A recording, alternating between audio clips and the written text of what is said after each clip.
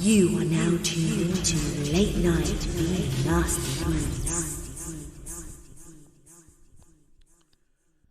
Hey, welcome back, everybody, to another Late Night Bnastybeats. We're live on location in Edmonton, Alberta, Canada, with special guest Justin Classen, also known as Cebox. Say what's up. What's going on, man? How you doing? We're doing good. We're doing good. Had a fun time playing at the Y and meeting you finally. We're just gonna be let's just jump into some questions and start from there. So, at what point in your life did you realize you had a passion for music?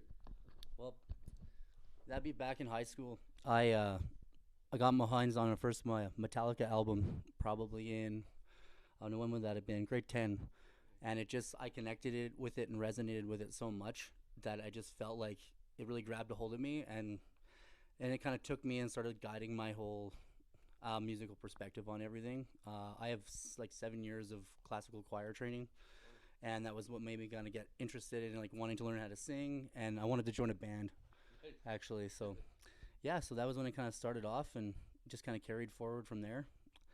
For the electronic stuff though, I went and saw Paul Van Dyke in 2010, and that first walking into the first show I'd ever went to, first electronic thing, and it just completely swept me in from there. So yeah. Nice. That sounds awesome. So we got another one from people often say that the industry is cutthroat. Have you experienced that in any way? I don't know. I think the industry is kind of what you make of it, and depends on like what you put your priorities into. Like myself, like I have a full-time job other than just this, so I don't feel like anyone's taking anything away from me.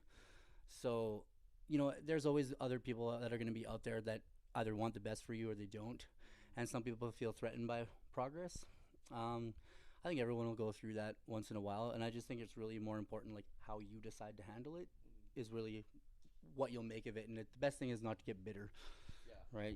As soon as you start letting that like poison your attitude, people feel that, and then it's an easy way to just like dive bomb any chances that you kind of would have with the local stuff. But it depends on what you're looking for, right? So Yeah, for sure. I agree. And another one is a lot of viewers ask this question: what is your favorite genre to play and least favorite? oh man, definitely, without a doubt, hard complextro, really complex electro. I've been playing that since I started. Yeah, that's your favorite. Oh yeah, absolutely, hands down. If I had to pick a least favorite, I am not too big of a fan of like kind of slower house music. I enjoy listening to it, but for myself to play it, and yeah, that's probably, if I had to pick a least favorite, that'd probably be it. Nice.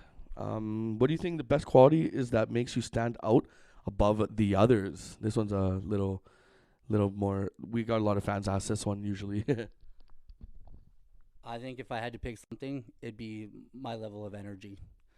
I just like constantly, perpetually just feel like I'm going, and whenever I play live, anyone that's ever seen me play live can attest to that. I'm always very energetic, and there's no end to it. So I feel as if that's something that's gonna, really makes me jump out. So yeah. Nice. So if you guys want to check it out tonight, he's playing at the Y After Hours at the basement. What time are you playing at? Gonna be playing at 4 a.m. 4 a.m. in the basement at the Y After Hours in Edmonton. So if you guys are down here, check it out. What is the best advice you would give someone just starting out in the industry? Are we talking more towards the production side or DJing? I guess both. Okay, well myself, the production thing, that's gonna get you the furthest in the end. Like if you really want to take it to like a career level where you can go do tours and you can go do all these things, you need to have your own productions. I've been doing the production thing longer than I've been doing the DJing thing for, but it's really easy to get swept into like, I find that the DJing has more of like an instant gratification. So like when you're hanging out with friends and you're playing for crowds, it's so much more rewarding than, trying to sit there and be frustrated on the computer or trying to make music all the time. But when you finally get the chance to like have those two things do together, playing that first song of your own that everyone just loses it to, that was where I kind of realized like, how important it is to find a balance between that. So if I had to say for anyone just starting out is, observe and really pay a lot of attention and be open to criticism and not get offended by people that are trying to help you along. Like I've got really good mentors that have like pushed me forward and everything like that, just because I was able to take the criticism they had and like use it properly. So if I had to pick something, is understand that criticism is there to help you, and there's a lot of people that'll be around you that are already where you kind of want to start to be. So ask some questions. Like myself, like I'm always open to any questions that people want to know, open book, everything like that. And I think that really like encourages other people to want to try to do it rather than people who have like bad attitude. So that's good attitude, and be open-minded. That's definitely keep your open-minded, and have a good attitude. Take advice sometimes if you want, right? You don't really have to, but like someone says, if you take advice too much, sometimes it takes away from creativity, right? Absolutely. Yeah. We got another question from, this one's gonna be our last one before we start plugging away at your other stuff. When you look at yourself today, what would you say is your best accomplishment?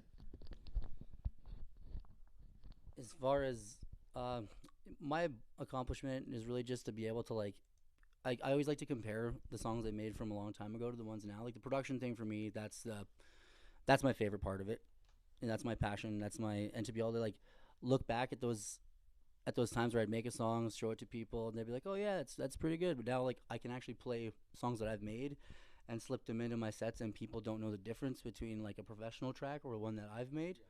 And probably there's a song I made, actually it's on my SoundCloud page, it's called Rampage, and I played it what would that have been, actually the last like few times, it's always like one of my go-tos, but every single time that's always like the crowd favorite, and it's something that I made and it's original. So it's just like, when you see people dancing to your music, like just going and then coming up to ask you whose song it is, there's nothing better than that.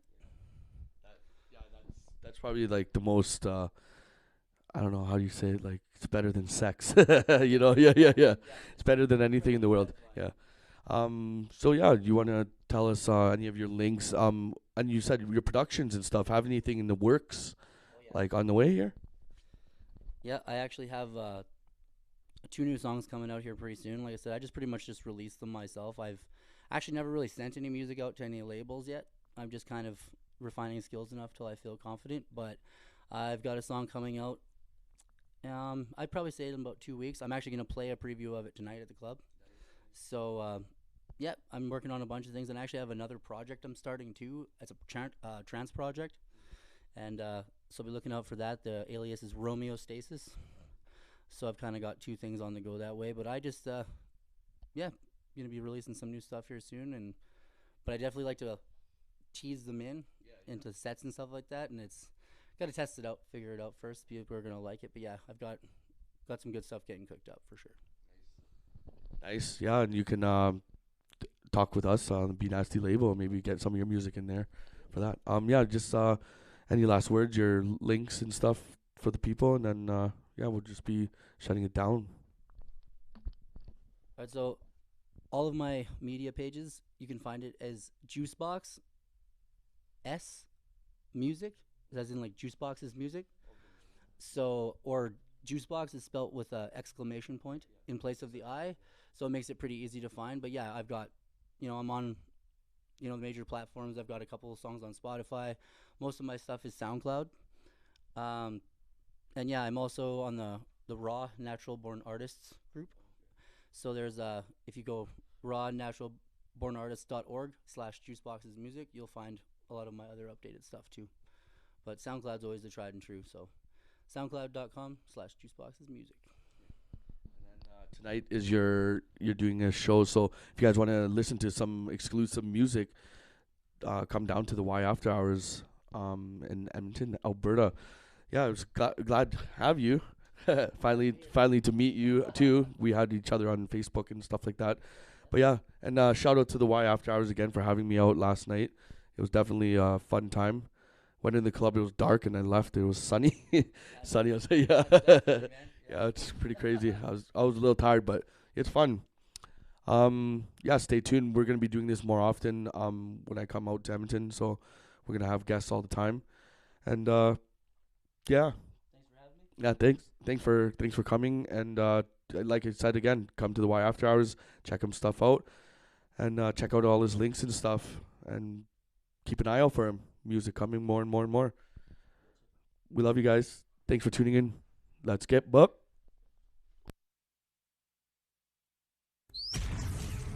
You are now tuned into Late Night Bnastybeats.